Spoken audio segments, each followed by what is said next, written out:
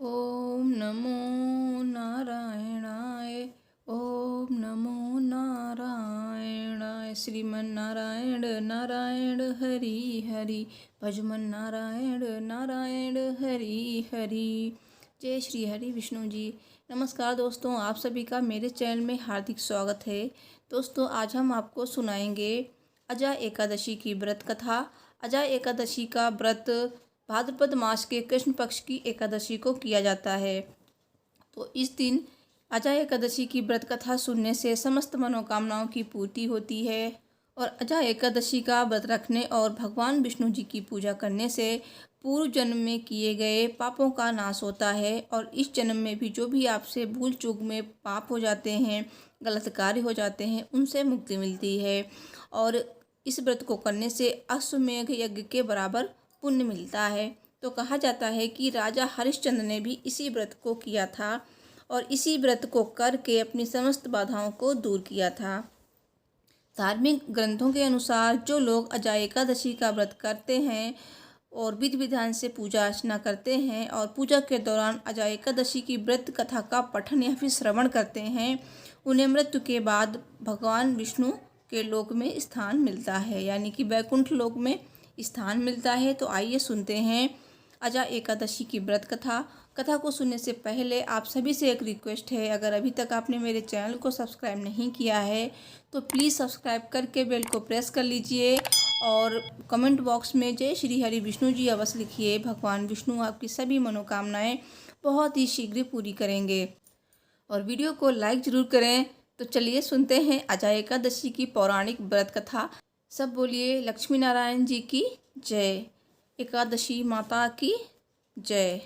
कुंती पुत्र युधिष्ठिर कहने लगे कि हे भगवान, भाद्रपद कृष्ण पक्ष की एकादशी का क्या नाम है? व्रत करने की विधि तथा इसका महात्म्य कृपा करके कहिए। मधुसूदन कहने लगे कि इस एकादशी का नाम अजा है। यह सब प्रकार के समस्त पापों का नाश करने वाली है। जो मनुष्य इस दिन भगवान ऋषिकेश की पूजा करता है उसको वैकुंठ की प्राप्ति अवश्य होती है। अब आप इसकी कथा सुनिए। प्राचीन काल में हरिश्चंद्र नामक एक चक्रवर्ती राजा राज्य करता था। उसने किसी कर्म के वशीभूत होकर अपना सारा राज्य व धन त्याग दिया, साथ ही अपने स्त्री पुत्र तथा स्वयं को भी बेच दिया। तो राजा हरिश्चंद्र अपनी सत्यनिष्ठा और ईमानदारी के लिए जाने जाते थे। तो एक बार विश्वामित्र जी ने उनकी परीक्षा लेने की योजना बनाई। तो राजा ने स्वप्न में देखा कि ऋषि विश्वामित्र को उन्होंने अपना राजपाट दान कर दिया है। जब अगले दिन राजा हरिश्चंद्र विश्वामित्र को अपना समस्त राजपाट सौंप कर जाने लगे तो विश्वामित्र जी ने राजा हरिश्चंद्र से दक्षिणा स्वरूप 500 स्वर्ण मुद्राएं दान में मांगी। तो राजा ने उनसे कहा कि 500 क्या, आप जितनी चाहें स्वर्ण मुद्राएं ले लीजिए। इस पर विश्वामित्र जी हंसने लगे और राजा को याद दिलाया कि राजपाट के साथ राज्य का कोष भी वे दान कर चुके हैं और दान की हुई वस्तु दोबारा दान नहीं की जाती है। तब राजा ने अपनी पत्नी और पुत्र को बेचकर स्वर्ण मुद्राएं हासिल की, लेकिन वो भी 500 नहीं हो पाईं। राजा हरिश्चंद्र ने खुद को भी बेच डाला और सोने की सभी मुद्राएं विश्वामित्र जी को दान में दे दी। राजा हरिश्चंद्र ने खुद को जहाँ बेचा था वहाँ शमशान का चंडाल था। चंडाल ने राजा हरिश्चंद्र को शमशान भूमि में दाह संस्कार के लिए कर वसूली का काम दे दिया। एक दिन राजा हरिश्चंद्र ने एकादशी का व्रत रखा हुआ था। आधी रात का समय था और राजा शमशान के द्वार पर पहरा दे रहे थे। बेहद अंधेरा था।